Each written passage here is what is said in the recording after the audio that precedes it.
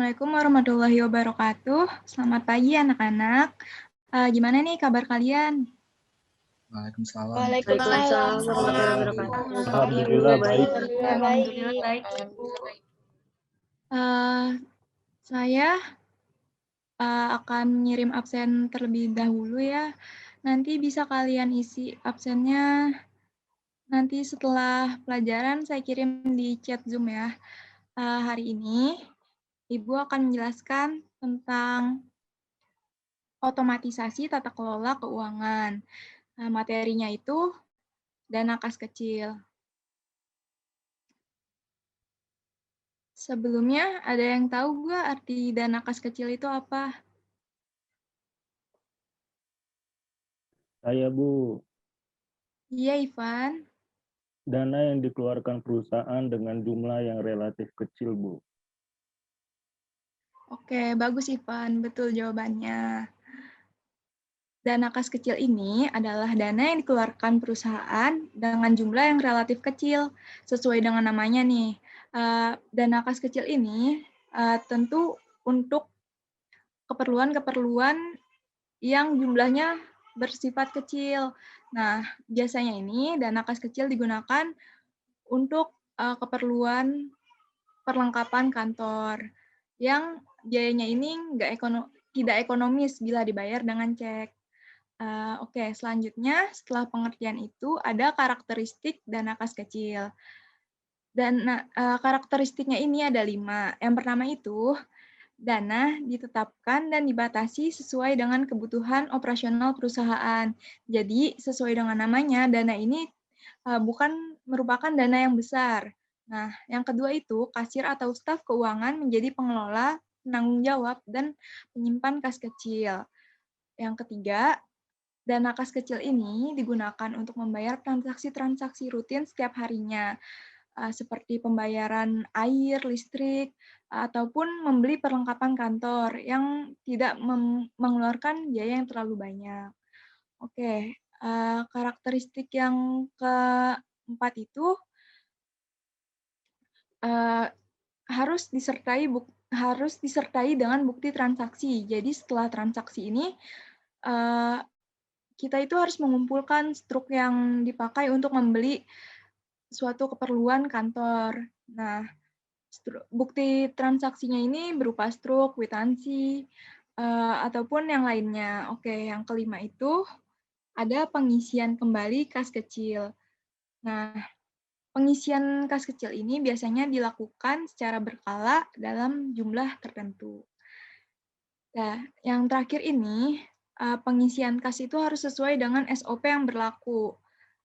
Tidak boleh asal-asalan. Jadi nanti ketika kalian ingin mengisi kas kecil, perusahaan akan mengeluarkan SOP tentang cara pengisiannya, seperti itu. Oke, di slide selanjutnya itu ada fungsi dana kas kecil. Fungsinya itu membayar pengeluaran perusahaan yang jumlah nominalnya kecil, karena sesuai dengan namanya kas kecil. Yang kedua itu menangani pada masalah perlengkapan kantor atau perbekalan dari kantor. Yang ketiga itu meringankan beban para staf karyawan dalam memberikan pelayanan secara maksimal kepada pelanggan. Oke, yang selanjutnya itu fungsinya ada sebagai dana talangan. Terus selanjutnya itu kas kecil ini digunakan sebagai dana langsung yang tidak praktis menggunakan cek. Karena jika transaksi itu menggunakan cek, maka transaksi itu tergolong transaksi yang mahal dan mengeluarkan biaya yang banyak. Dan itu bukan termasuk dengan dana kas kecil. Oke. Selanjutnya itu fungsinya mempercepat aktivitas perusahaan dan juga relasi pimpinan. Selanjutnya itu ada pembelian yang menggunakan kas kecil. Pembeliannya ini pasti tidak membutuhkan biaya yang terlalu besar. Contohnya itu, yang pertama ada pembayaran beban listrik dan air, yang kedua itu ada pembayaran servis kendaraan, yang ketiga itu ada pembayaran pemasangan iklan. Nah, 3 biaya ini relatif tidak mengeluarkan dan tidak memakan biaya yang terlalu banyak. Maka dari itu, pembayaran ketiga ini bisa digunakan dengan dana kas kecil, seperti itu. Sebelum saya tutup nih, ada yang bisa membuat kesimpulan apa itu dana kas kecil? Ibu, saya bisa. Iya, Ica, boleh. Nih, kesimpulannya adalah dana kas kecil adalah dana yang dikeluarkan perusahaan dengan jumlah yang relatif kecil dan tidak ekonomis bila dibayar dengan cek. Betul sekali, Ica. Nah, jadi dana kas kecil itu seperti yang dikatakan Ica nih, dana yang dikeluarkan perusahaan dengan jumlah yang relatif kecil dan tidak ekonomis bila dibayar dengan cek. Lalu, penggunaan dana kas kecil ini biasanya digunakan untuk membeli kebutuhan, perlengkapan kantor, dan biaya cadangan ataupun biaya pendukung. Selanjutnya, Ibu punya mini quiz nih. Nah, kuisnya ini nggak banyak-banyak kok. Jadi kalian bisa jawab kuis yang Ibu berikan ya, sebentar. Oke, kuis yang pertama.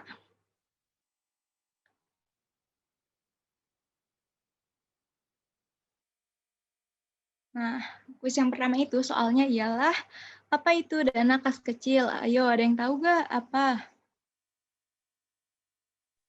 Saya Ibu, Iya, boleh Ivan. dana yang disediakan untuk membayar pengeluaran yang jumlahnya relatif kecil dan tidak ekonomis bila dibayar dengan cek, Bu. Oke, kita lihat ya jawabannya benar apa enggak. Nah, benar Ivan.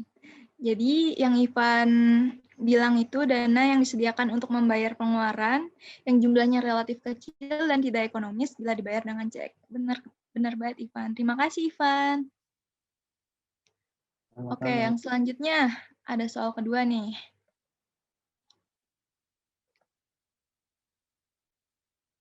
Oke, sebentar.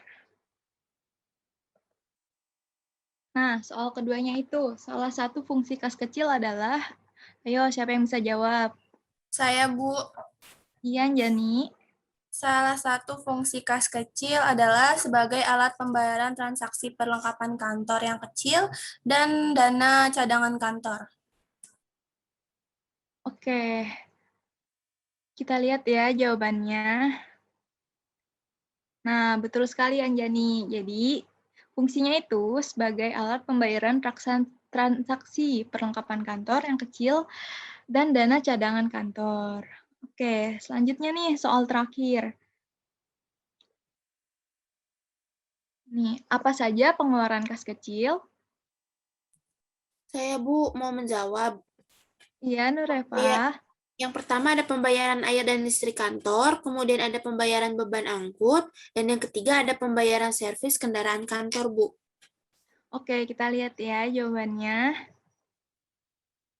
Nah, betul sekali, Reva. Jadi, penggunaan kas kecil ini dapat digunakan untuk pembayaran air dan listrik, pembayaran beban angkut, dan pembayaran servis kendaraan kantor.